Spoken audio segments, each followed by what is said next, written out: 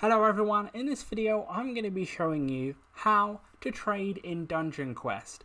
So this can be done on a Roblox on your computer, on the website. I'm going to show you how to do it here on the Roblox app for your phone.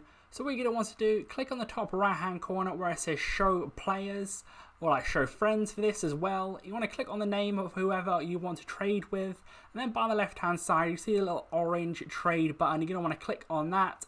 Then it'll bring up this menu, and you're going to want to put all the items in your inventory that you want to trade there, and you can see the other person's trade on their side using like they see their name and then offer buy, see what they have got to offer. Then if you want to accept it, just click accept. If you want to like cancel it, you can just click cancel after clicking accept, because there's like this time period where you see there at the top 4, 3, 2, 1, goes to the end. You can cancel it before that if you don't want to accept it on either end.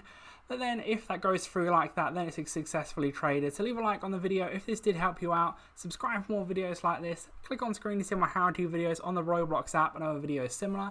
But that's it for now. I'll see you in the next video.